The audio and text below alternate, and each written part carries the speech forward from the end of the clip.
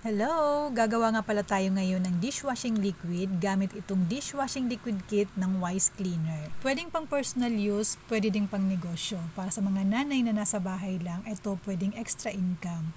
Nagkamali nga pala ako ng pag-checkout ng sticker, hindi siya tugma dun sa mismong product set. Laman ng kit ay itong premix na color green, surfactant, itong bubble booster at ito namang thickener.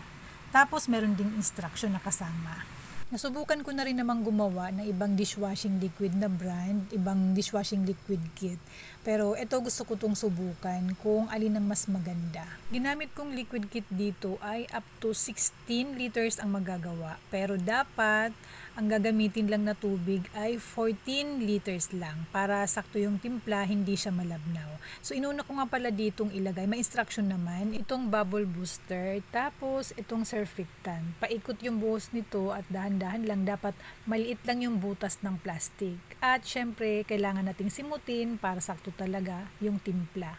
Tinakpan ko lang para to set 20 minutes. Pagkatapos ng 20 minutes na yun ay haluin lang ng mabuti. Dapat talagang halong-halo siya, yung tunaw na tunaw, yung dalawang ingredients na nilagyan natin kanina. Pagkatapos, pag okay na, saka naman natin i-shake itong mix na kulay berde na to.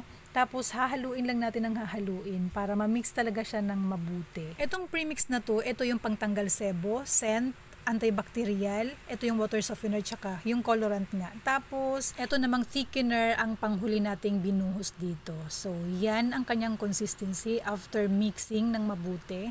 Tinakpan ko lang to rest 24 hours. Ayan, 24 hours ko siyang tinakpan. Tapos pagkatapos ng 24 hours, syempre, ang gagawin natin ay ilalagay na sa bote para, syempre, ready to use na, ready na para ibenta. 1 liter nga pala itong gamit kong bote dito. So, ang nagawa ko dito ay 15 bottles na may sobrang konti. No, not bad. Kasi pag 16 parang medyo malabnaw na para sa akin.